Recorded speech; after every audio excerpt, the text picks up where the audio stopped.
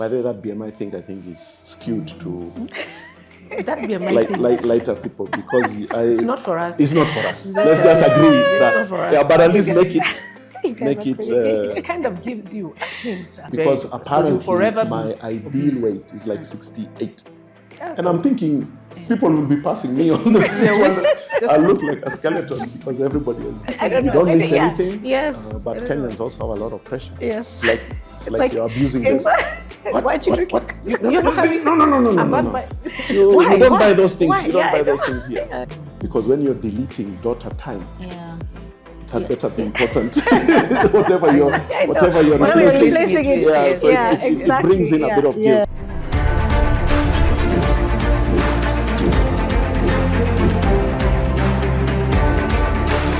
Welcome to Baiskeli Stories, where boardrooms meet bike trails and business strategy shares the stage with family dinners.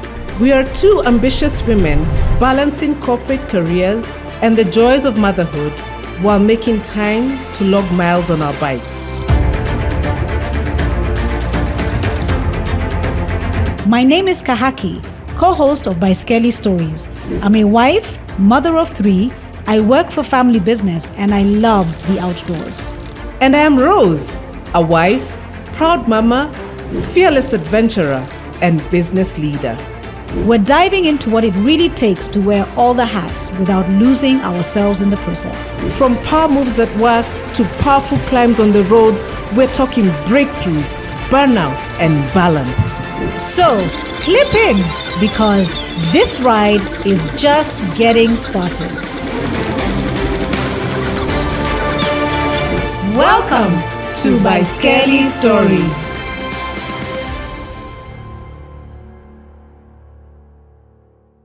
Hi everyone, and welcome to yet another episode of Baiskeli Stories. Today, we have the pleasure of interviewing Andrew Waititu, also known as DJ Forest, and he wears many hats, and he's here to share his story with us, both from his fitness side and also as a corporate leader. He's a tech consultant. So we are happy to have you, Andrew, on set, and can't wait to dig into your story. Karibu sana. I don't know if there's much to dig into, but we'll know. By the time we're done, we'll Yeah. know. And of course, Kahaki is here with me, my co-host. Hi everyone, welcome to Baiskeli Stories. So, karibu sana, Andrew. Thank you. And thank you. I actually feel awkward calling you Andrew, so Forrest. It's very That's awkward, fine. yeah. Welcome to Baiskeli Stories. First of all, I know you are our supporter, and we're happy that you've been cheering us on the sidelines and even giving us a lot of feedback on how we're going. So thank you for that. Thank you very much, yeah. Our viewers would like to know, who is Andrew? Okay, so Andrew, aka Forrest, is husband, father to 2 lovely teenage girls, just about to head off to uni. So interesting times. Oh, wow. I like to say I probably do too many things to be any good at one, but I enjoy it. Yeah. So I as you know, we cycle together. I started doing triathlons last year.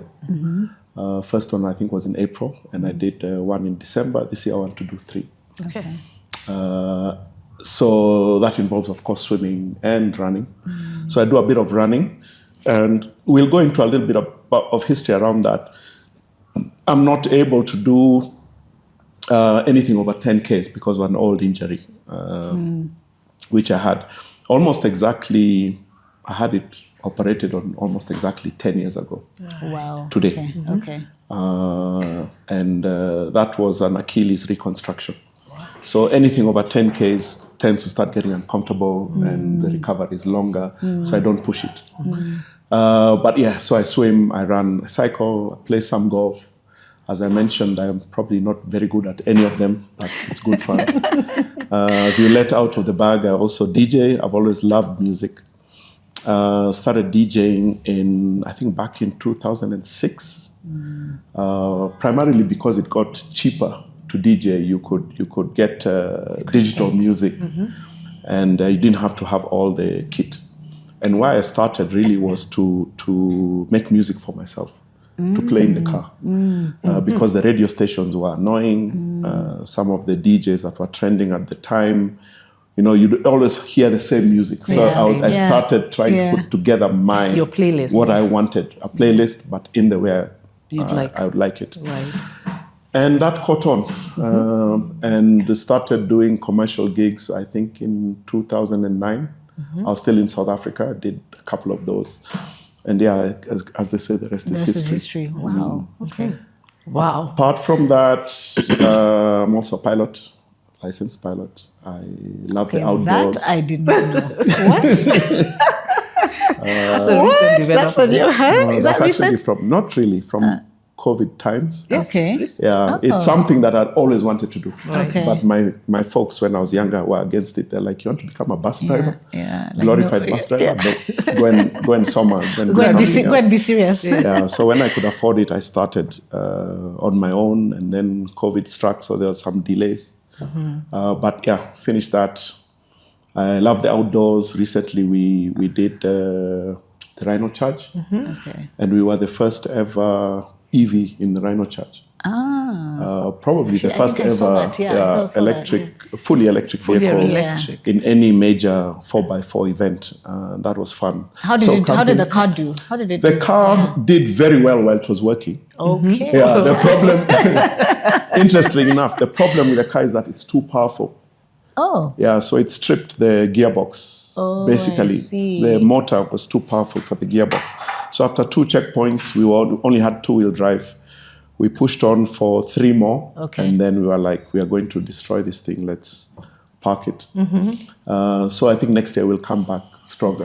Yeah, now you make you now we quite know. big. Yeah, you know. We've learned a few things. Yeah. But that was good fun. Yeah. Oh, interesting. Have you done the Rhino Charge before? Oh yeah, we've been doing it since like 2002. Okay. Yeah, team of us. Yeah. Nice. So what motivated you to move into an EV? So we had actually stopped doing it. We used to have this old Jeep, fantastic car. I wouldn't say its name because it's I'm sure there are kids who may watch this show. But this beautiful old Jeep, CJ6, which was revamped, and that's what we used for many years. When I traveled to SA, the team did a few without me. And then when we got back, I think we did 3 or 4 more. The last one was 2017. And by then the car was old. So we parked it and we thought that was it. Now we are retired. And then one of our team members last year was like, by the way, this EV thing is a thing. Why can't we actually investigate and try and do it? Yeah. We thought he was joking. Shock on us. He wasn't. So the car was built locally. Wow. From scratch, from the ground up in a local garage. Wow. A guy called Foley. And and they started in November. And this year, in end of May, we were using. We were charging. That's amazing. That's amazing. Yeah. Amazing. And it could birth something in terms of... And I think that's the thing. It just shows you that if you put your mind to it, Anything doesn't is matter possible. what it is. Yeah. Whether it's in sport, whether it's in life. Yeah. Anything's possible. Yeah. The biggest battlefield, I always say, is in your the head. mind. Yeah. And I guess as cyclists, you know that very well. You don't have to tell us at all. So talking about cycling, when did you start cycling? I know Yeah. So I started cycling, I would say properly. I had a bike. I've had a bike for obviously years and years, but it was just one of those you just go and pick in the supermarket. Yes, and in the supermarket specifically. Yes, exactly. I'm sure a lot of people started there with a little stand on the side and the bell, ding, ding, ding, ding, and the mudguard. Yes, exactly. And you think because it's got many gears, it's good. It's good to go. Yeah. But after I had my operation and I couldn't run for fitness anymore, because I did the operation in SA, the doctor actually told me cycling is good for your rehab. Yes. Okay. So while I was there, I was like, let me just see if I can buy a bike. And I bought a giant Talon 1, which I rode until last year. Wow. So it also shows you that if you invest, it wasn't expensive, Yes. but it was a good enough bike. bike. Yeah. I mean, even when we met on the trails. Yeah. That was my MTB until I got something new. So I started riding kind of 2015, but then again, you think you're riding, but you're not. 2020, during COVID, started cycling a lot more, like many people. Met up with the Wazee Cycling Club, and started cycling harder. Longer, that kind of thing. But it was almost, I know they'll kill me for this, testosterone-driven grouping. And we always say that nobody's waiting for you. You better catch up. Push, drive. So we started doing long rides and all that. And things started coming together. Then I joined Joyriders. And now I really started training properly. So not just long, hard rides, but training, getting technique together. And so, understanding your bike. Understanding your bike as well, which is a big thing, especially when you're doing long solo rides. And something happens, you need to know, can I fix this? Or do I call a border? What happens? Basically, how stuck am I? So that was my cycling journey.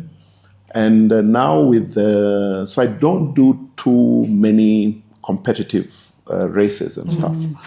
But I love the triathlon. So the triathlon keeps me honest in my cycling training. But I do enjoy still, once in a while, long rides, scenic rides, all that kind of stuff. So the triathlon, when you say it keeps you honest, it's like you're more consistent with the cycling if you're training for triathlon. Yes. I'm more consistent. Actually, the good thing with Joyriders, because you ride every week consistently. All you have to do is wake up on those days. Show up on the Wednesday. You'll get something in. And I'm sure, as you ladies know, 1 or 2 weeks off the bike, you will feel it. You will pay for that. For that. So you continue to just show up. Do what you can, even if you've been off the bike. Sometimes because of work, because of travel, you can't, maybe health issues you're not on. But when you do get a chance, get on it. I think of the triathlon trainings that I'm least consistent on is probably swimming. Because it's maybe my strongest. I was going to say you're good swimmer. It is probably. I used to swim quite a lot when I was in primary school, competitively in high school. So just a couple of days in the pool and I feel okay. You're back. I'll hold my own. I'll not win. But you'll be good. I'll be good. You'll be good. So that's.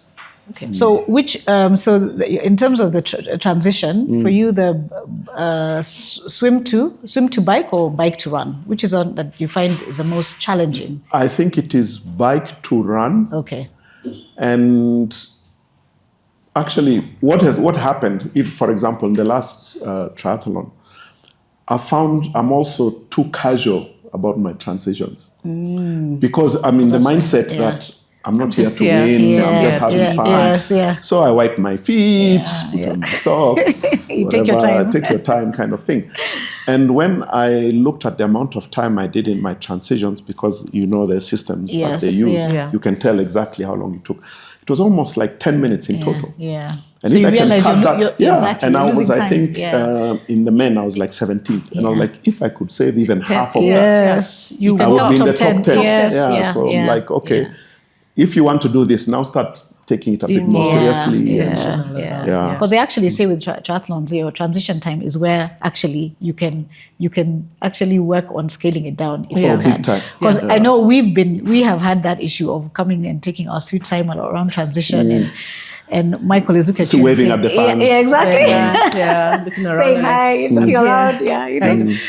Trying to wait for somebody. Hey, where's Rose? Let me wait for her. So I think I would say it's the bike to run because also you've been using your legs, but in a certain motion. And then now all of a sudden you start doing a different and they're motion. Like jelly. It's and like they're a bit, they're like jelly. It takes a little bit of time to sort of reset into running mode.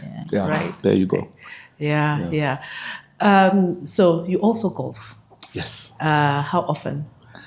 So right now I try and do a 9, basically half the course every Tuesday morning. Just wake up early, get to the course by 6:30, 6:45 if the weather is holding. Play a 9. I'm on my desk by 9 a.m. So that one is more or less consistent unless I'm traveling.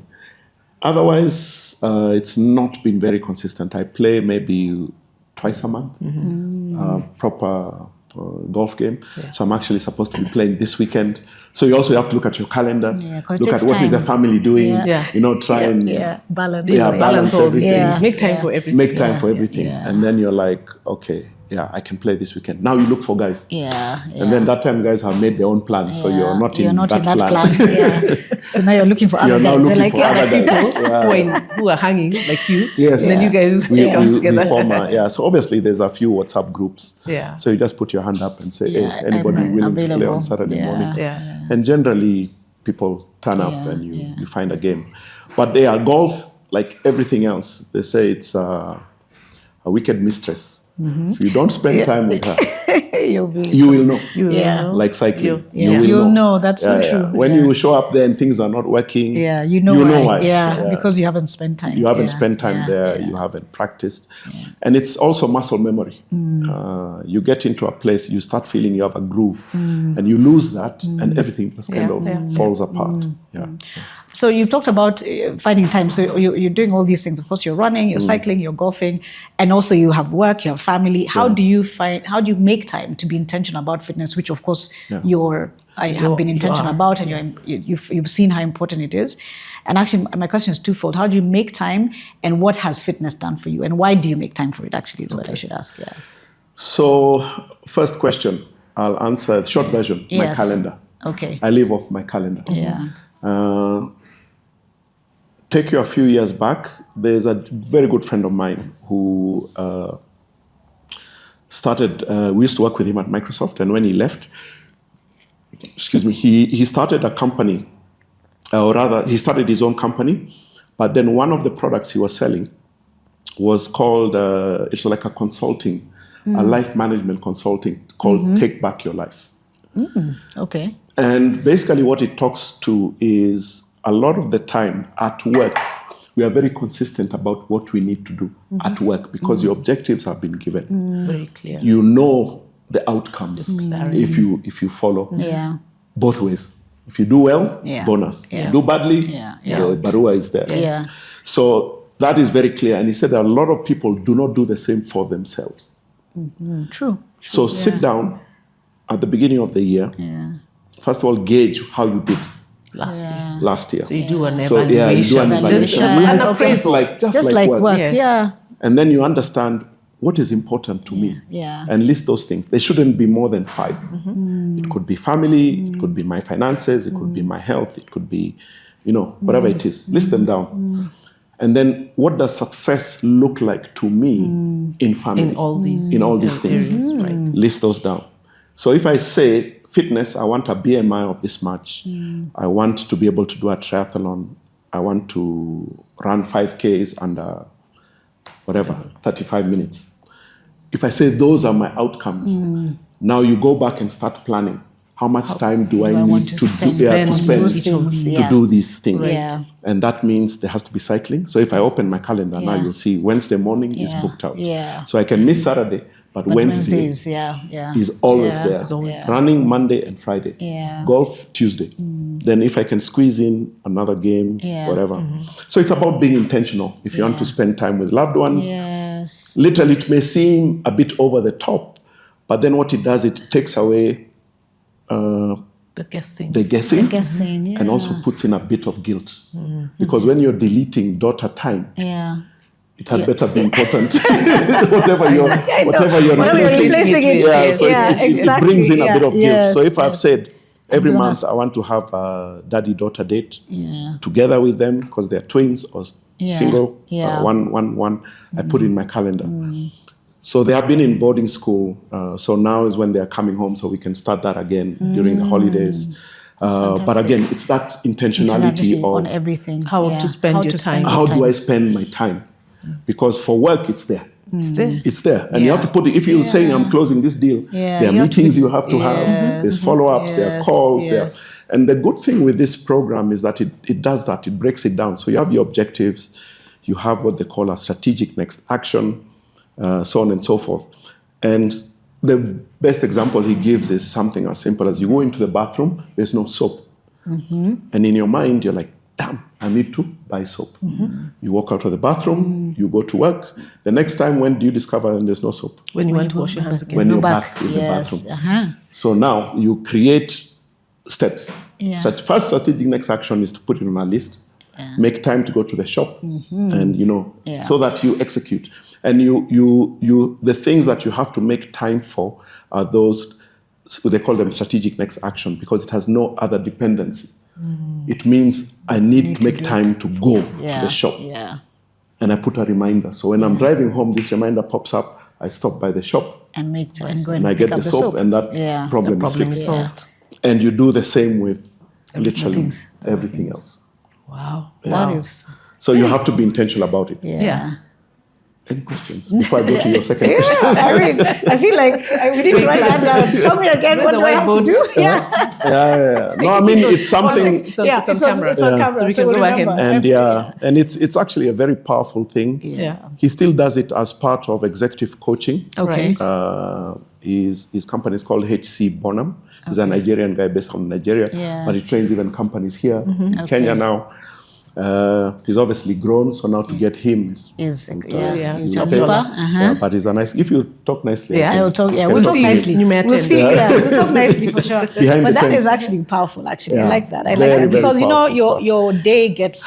Your day, your week, your life gets very busy. I mean, I think it's work, it's family, it's extended family as well, because and so it's friends. It's friends. Even trying to spend time with friends and make time and friendships and So I think it's what you said is just critical. A reminder. Call people. Yes. I've got 30 minutes to call family. Whoever picks up, I'll chat with you. The first person who picks up, and then people will be like, hey.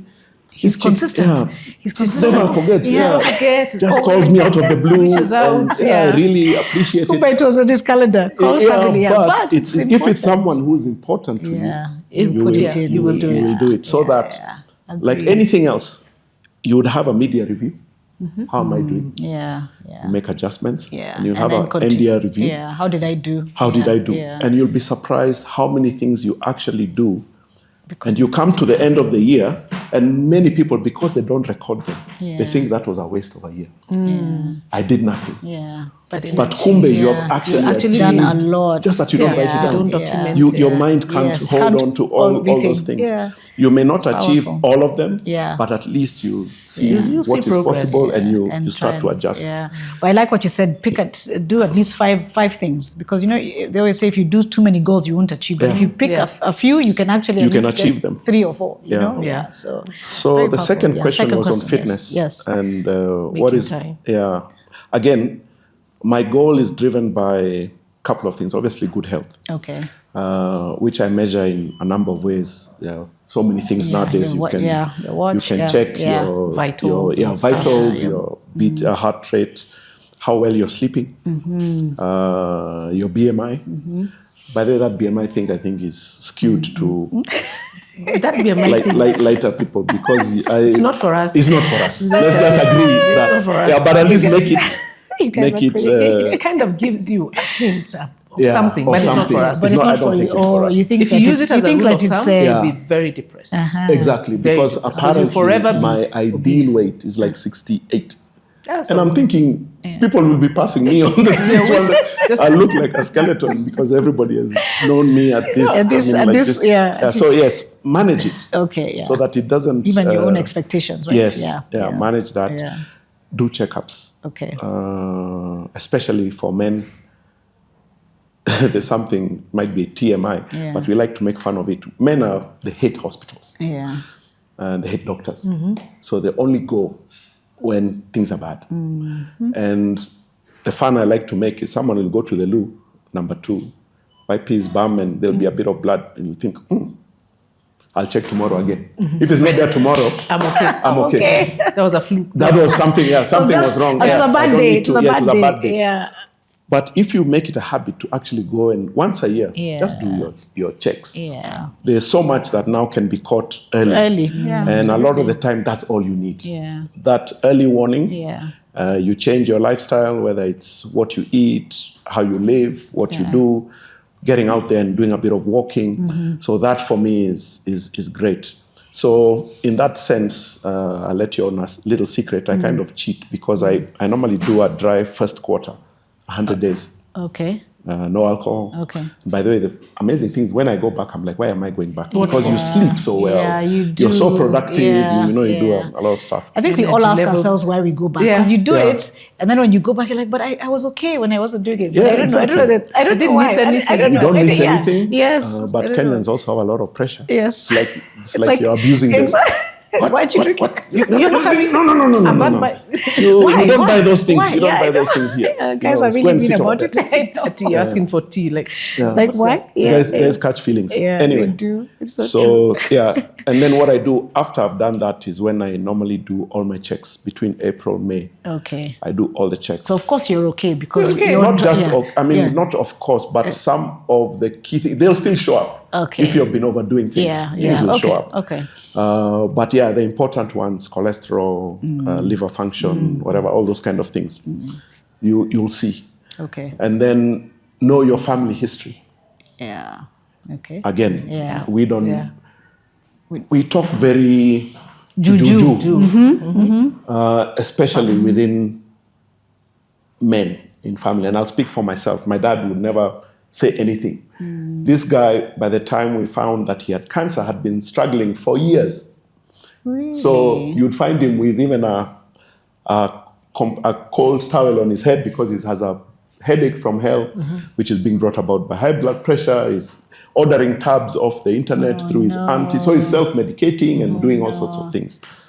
Now, as I was growing up, as I was getting older, if he had told me I have these things, HPP, whatever, 2-3 things, those should be flags that when I'm talking to my doctor, I'm able to tell them within the family. There's we have this, so that he's also aware and starts looking for certain marks. Science.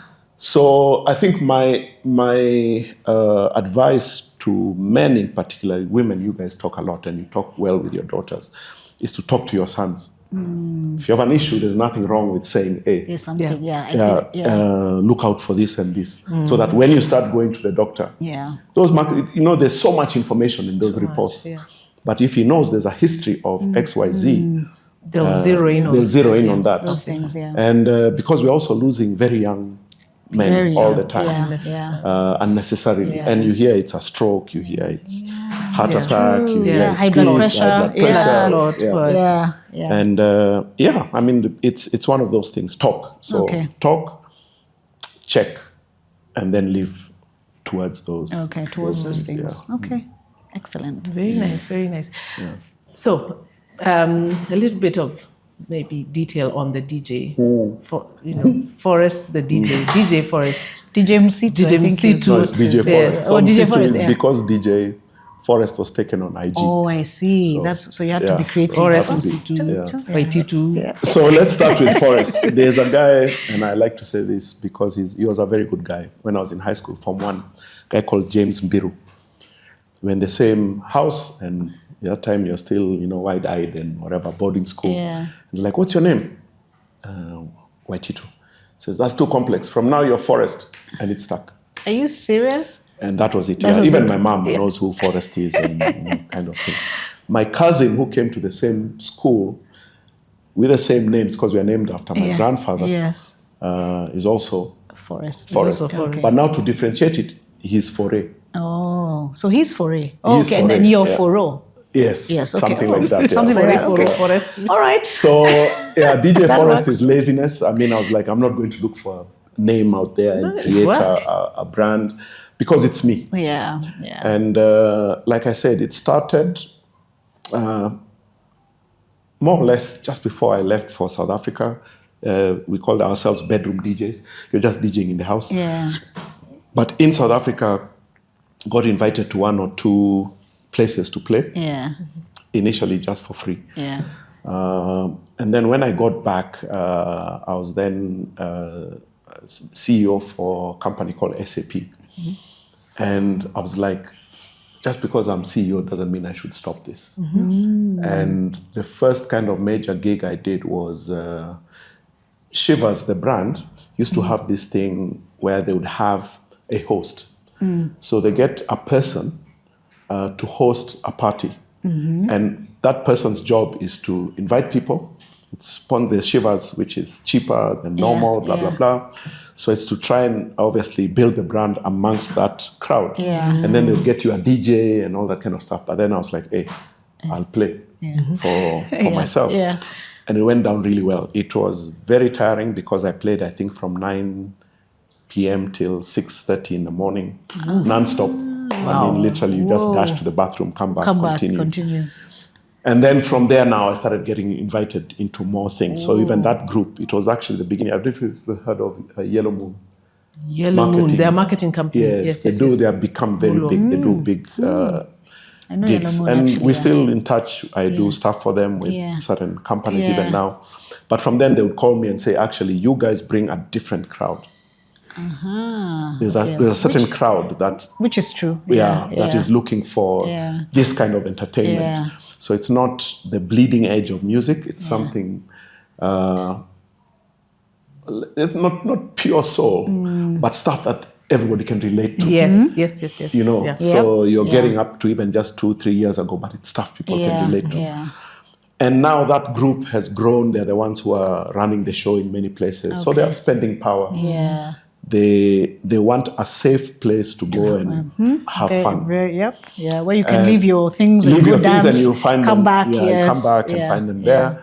A lot of the crowd pullers are actually ladies.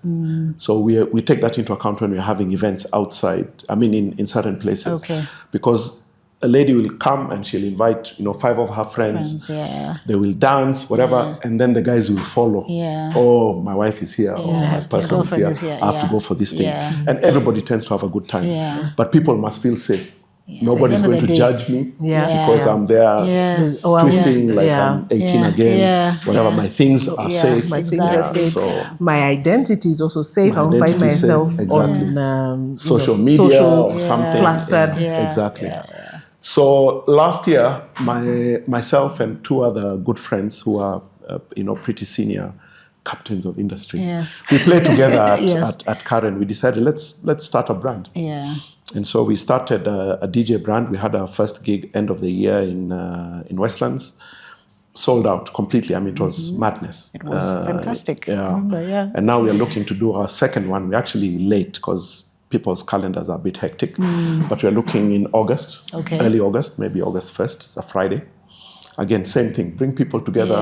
It's that thing of, man, I haven't seen you for so long. And that's the vibe. That's the vibe it so brings. nice. It's usually You're so bound nice to meet people you haven't seen. There you go. And then the music takes you to a place. So the music supports that journey. Yes, it does. And reminds you, I remember this song. You all dash the dance floor, you have fun. And you go home. The only problem with this crowd is that you do that once a quarter because it takes them a week to recover. Maybe 2 weeks. Maybe 2.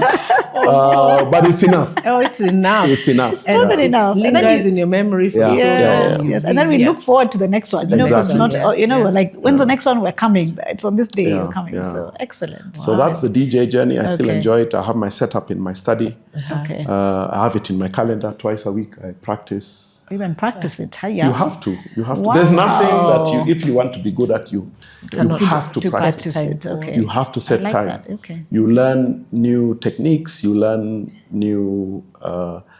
This song, I never imagined that it can go with this song. And you try it out because you're blending the song, the mixing, because that is part of the that's part of it. That you're taking people through. They're like, this is genius. Tone. How did you manage? It's going with this way. With this How song. are you mixing it? And so you have to practice. And it's become big business. Online, if you look for DJ schools, you will find a lot hundreds. Of them. And it's paying, people pay money. Top dollar for that. So then when do you practice your flying? Because then I was like, So this year has actually been bad. Actually, even last year.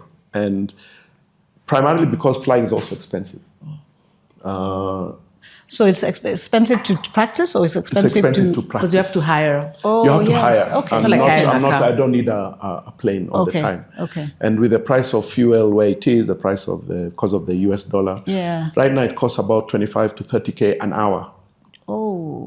And how long? To fly. And how much time do you need to? So you need to clear at least 2-3 hours. Okay. So an hour before, get there, prep, whatever, get into the aircraft, you fly. So your actual flying time is from as soon as you start the engine. Okay. So even if you're on the ground, the clock is ticking. Oh. And like Wilson is busy, so you're there. So, but I'm looking to get back. I need to renew my license and then just get back into it. So it lapsed last year. I was like, I really don't have time right now. Yeah. When I do have the time, I'll just get back into it. Okay. And is it a license for a certain size of? Yes. With aircraft, they are very particular. Okay. So you'll have, it's like imagine you're a driver. Yeah. You learned how to drive in a Corolla. You're only allowed to drive a Corolla. If you want to move up to a Prado, you have to go back to school. Yeah, get trained for it. Get trained for it. And which is something I wish we would do literally for driving, because what flying training does is not so much the flying. It's to realize when you're not, when things are bad. What do I do? What do I do? I see. What do I do? Okay. Because there'll be situations. So first of all, you have to plan. You sit. What's the weather like? Yeah. Where I'm going? How long is it going to take me? Yeah. If I go from here to Magadi to Bisil and back, it's X, Y, Z. So I have to navigate.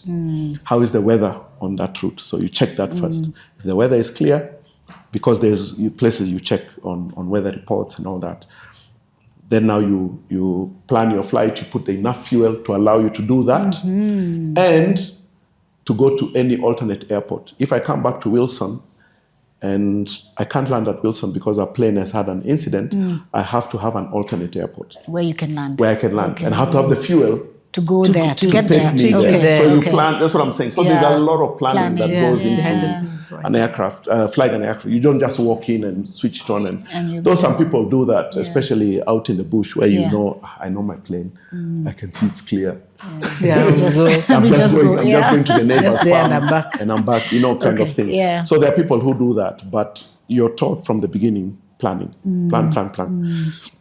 And with cars, same thing. You can imagine a heavy commercial vehicle driver. He goes through these lessons here. You've seen how our lessons are done. There are 10 of them in a vehicle, in a canter. You drive for 5 minutes. And then somebody else Tomokas, you go, you pass. The guy has a license. Has no idea. His first drive is a 25-ton truck to Nakuru in the dark, in the rain. He's never been prepared for it. Exactly. So he learns by force, by fire. And you just pray he gets there and doesn't kill anybody. Exactly. You know what I mean? And that's why you find that we have so many accidents where you hear people saying, oh, the brakes failed. The brakes most likely didn't fail. Someone failed to react. Yes, exactly. Maybe he's on very hilly roads. The truck is overloaded. When brakes overheat, they fail. So you have to also know that, okay, I need to reduce the speed, maybe the engine, and just touch the brakes, go slowly. Not those things of you're going up and down many hills, like Kwanzaa there in Meru. That's why there are so many accidents. Brakes get too hot, they don't work well. You come to a sharp corner, you can't slow down. But you weren't trained for it, so you weren't trained for it. So you have no clue. Or retrained for it. Or it might not come up in the first instance, but you should know. In the subsequent training should bring up some of these things. So you find that the big and responsible hauliers do that. Okay. They get you with a license and they know you are just a kurutu. And they will train you and prepare you for before because you'll be going with goods of 100 million shillings across borders. So you need to get there. You better be, True. So do you carry your friends? Are you at the point where you can carry friends, family? Yes, but I can't charge. You can't charge. So we can come for free now. Because it's a PPL, private pilot's license. You can carry, but you can't. It's not commercial. It's not commercial. You can't charge. I see. Okay, great. Good to know. So we're coming. We're coming to you right now. Before you get to we're coming. We need to. It's all cycling. It's all cycling to Meru. I think with you guys, once you see the aircraft, you'll be like, maybe not. It's a small 4-seater, whatever. And those for sure. To be honest with me, I don't like even the small planes to Kitale gives me high blood pressure. So I'm sure I'm alright. And that's not a small plane. I know. It's like, So, Forrest, of all these activities that you are currently doing, which ones do you see yourself going the long haul, like as you age? Because some things will drop off. So cycling for fitness and swimming, for sure. I see the running dropping off first. Too many aches and pains. Yeah. Tell me about it. Yeah, as you grow older. Yeah. I guess the body is just the body. It just, It starts things, certain things. So cycling and swimming. The DJing, I don't think will, as long as I can still hear. Yeah. And maybe by then there'll be some technology That would and allow if you you're to, deaf, you can still hear. put something, An in your implant. brain, an Yeah. implant. Yeah. The flying, I've always wow. loved flying. Okay. If it's something that if I can do forever, I'll do it do as it. long as I'm safe. Wow. Okay. And the golfing, just a bit of fitness will allow you to play golf very long. For long. I mean, we have people at the club, who are playing and even winning at 84. Yes. Yeah. Very true. Yeah. And they play every day. It's amazing. Almost, actually. Almost every every day. day. Yeah. It's amazing to see. So I think for me, it's just maybe finding a balance between them because I love all those of them. things. Yes. Good. So it's how do I do this and still do this Yes. and still do this. Yeah. Yeah. So yeah. Then you also mentioned your daughters. Yes. So which of these activities are you able to do with them, if any? Yeah. And what are their interests like as, young adults almost getting there, teen? Yeah. Yeah. So it depends. Number one, okay, they are twins. I mentioned that earlier, but they're very different people. But they're both very sporty. Okay. They're in all their school teams or where they are finishing now. So as they come out, I think one may take up golf out of interest. I don't know if both will. The other one is already doing squash and tennis. For me, that is too much on the knees. Yeah. So I probably wouldn't do that. But we'll find a place. And I've tried to get them both onto golf because my wife also plays golf. And would be a perfect kind of four-ball. Yeah, that'd be nice. And it's something you can do for As a years. family, For years, no matter how old you are. Cycling, they have tried it. I mean, they used to do the hog charge and all that at school, but it's not really picked up. It's not important. One loves horses and she wants to look at polo. Interesting. Which I'm very worried about because of here it's expensive. It's expensive. So you're praying let's do golf. Let's do golf. But I'll take her and let her see what it's all about. What it's all about. Yeah, so I would say right now, the main thing it probably is adventure. That we all enjoy. Yeah. Going out, seeing new places. Yeah. You hike? Yes, a little bit. I've done Kenya many years ago. Now the issue is that for me right now is that yes, I would hike, but time. It takes It does take a long time. So rather that time maybe I could do golf in the morning and maybe do something DJing else in the afternoon. Because hiking is a whole day affair. You wake up at 4 a.m. or even multi-day affairs if you're doing. Multi-day. Talk about multi-day is one thing that we forgot is motorcycling. So part of the adventure. Oh, you do motorcycle as well? Yes. This is a motorcycle. Hiya. So actually, I just know you cycle and I didn't know that things. 9 years ago, this time in June, we rode with a friend of mine across Australia. Oh, no way! Wow. Yeah. So I enjoy motorcycling. I have my bike at home. Okay. But you 2 years ago, we did Malawi. We went to Lilongwe. Oh, wow. With another guy. So every once in a while, Sunday morning, hey, are you free? Yeah. Jump on the bike, Naivasha, have breakfast, come back. Okay, nice. I love it. Very, very nice. So you should come and, I don't know, so Foreign never does our long rides to wherever. There's an engine there. There's an engine. The legs, I could probably do it, but again, it's those things of multi-day. Yeah. And I probably will. Will do one of the long rides. There was this one of Naivasha, which was moved. Yes. So that I could easily do. And Naivasha is also a day. These are the ones we do for many days. Around time Mount Kenya. Also so time it's not, and again, it's my calendar because I also have a work calendar, which I have to look at and see. Okay, even if it's one day in the middle where I have an important meeting, then I'm like, okay, it can't work. This one is out. Makes sense. But we are doing a long one in a couple of weeks. Cape Town to Cape Agulhas. Oh, nice. Motorcycling? No, cycling. Cycling. Oh, cycling. Nice.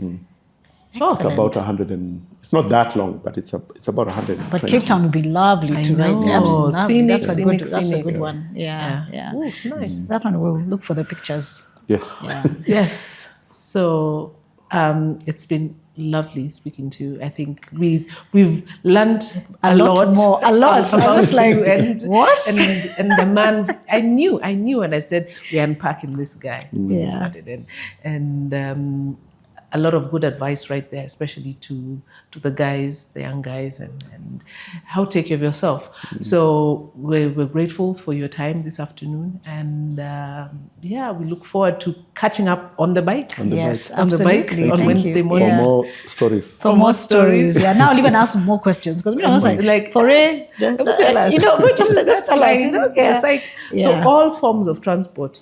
So it's just you don't steer. You don't sail. Sailing? No. Yeah, because that's true. Because he cycles. You cycle. You walk. You drive. You drive. So it's been such a pleasure. Yeah, so thank you so much.